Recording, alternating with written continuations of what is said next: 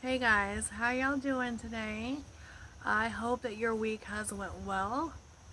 We are gonna have a discussion today, but I do just want to say I feel like today and yesterday we've been getting kind of like a fall weather preview. It's been pretty chilly out the last couple days in comparison to the weather that we have been having, and somebody somewhere is burning some wood because it's wafting through here. I can smell like a light wood burning smell, and it's just very ever so slightly misting the rain. Like I just feel one drop here or there. So it's like a nice cooler day today, but it may storm all night. I don't know.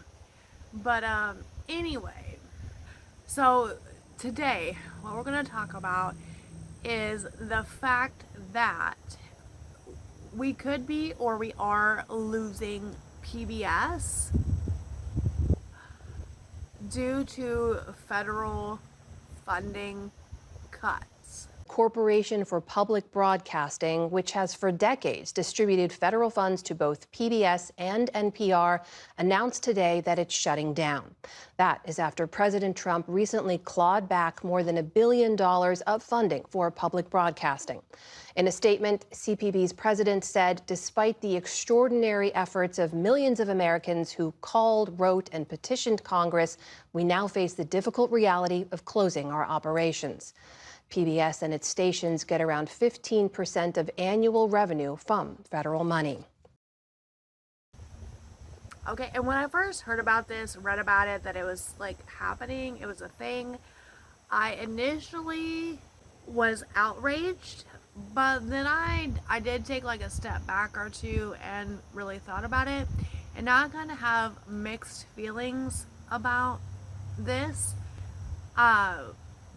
So we'll discuss that a little bit, and then we're also going to watch a couple of videos of other people kind of explaining the situation in case it's something new to you, or maybe if you don't know what PBS is, and some of their thoughts and opinions as well. The Corporation for Public Broadcasting has officially lost its funding and announced that it will be closing in January. That organization's primary job is to fund NPR and PBS. And I just wanted to remind everybody how important PBS was and still is to us who were growing up. They still have Arthur, Cat in the Hat, Curious George, Daniel Tiger, and Dinosaur Train. Iconically, Barney, The Magic School Bus, Lamb Chop, Reading Rainbow, Thomas the Train, all of these have come from PBS. Puzzle Place was my freaking favorite as a kid. Anybody else remember the big comfy couch? And of course, Sesame Street. The point is that PBS is a great equalizer. Everyone can access the shows.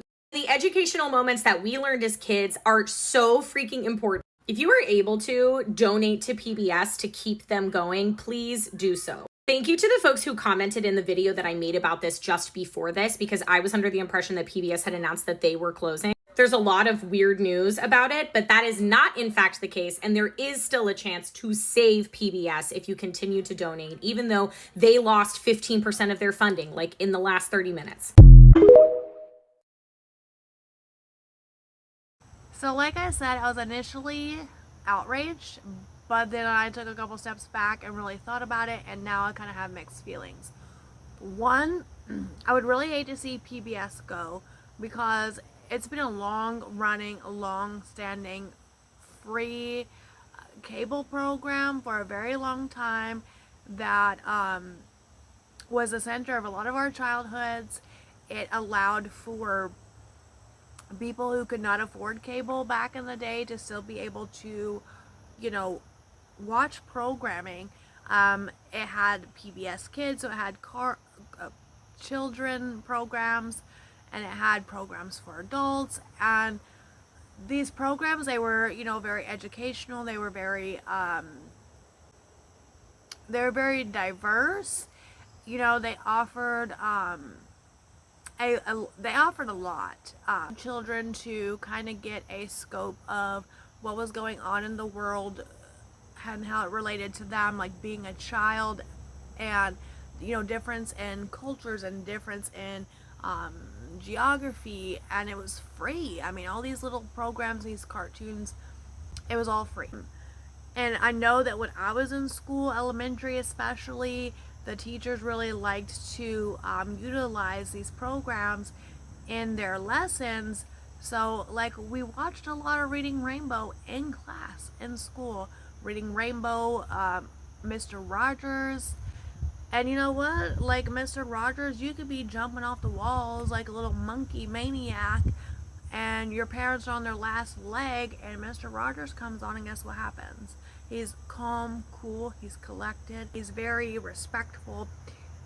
And what happens? You just stop what you're doing. You sit down and you watch Mr. Rogers, and you mind your manners. You know what I'm saying? So while it's very nostalgic for me, and I do hate to see it go because it does still have those really good programs, and it's still free essentially.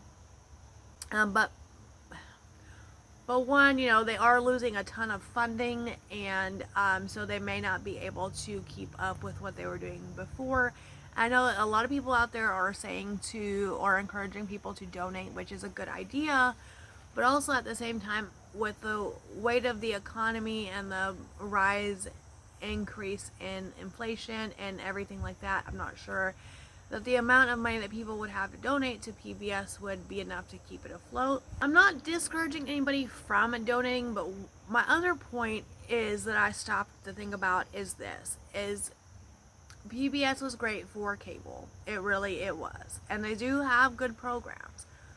But, times have changed. And I haven't even kept up with PBS since being a kid because technology has changed. Times have changed. Now you're not watching cable on TV. And if you think about it, how many people do you know that actually have cable packages anymore? It's usually older folks who's probably been grandfathered into a cable package that they've already had forever, and the company is probably throwing a million incentives at them for them to not dump them, right?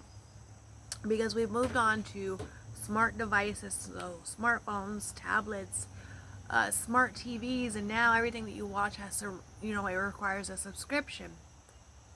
Which I know PBS, they have a subscription too, but with the way that it is now, you don't just buy a TV and, you turn it on and there's your free cable channels if you can't afford a cable package.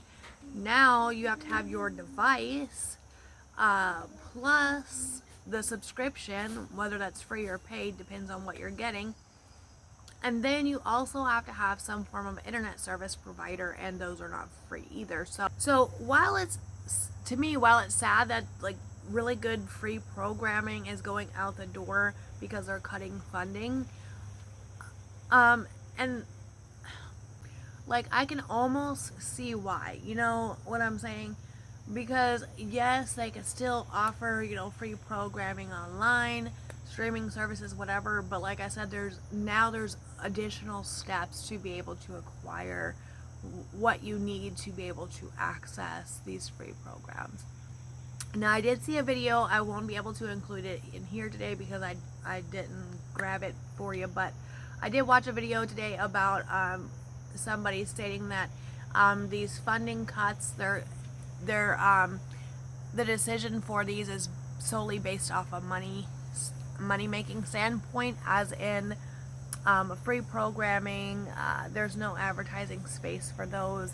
There's no incentive to make money. They don't make money. That could very well be too. I don't know what they were thinking when they made the decision to do all these federal cuts, but I can now see where one theory, one idea is that cable and radio, because this funding cut, it does affect radio as well, can almost be seen these days as outdated, because who really stops and listens to the radio anymore, like when they're in their vehicle?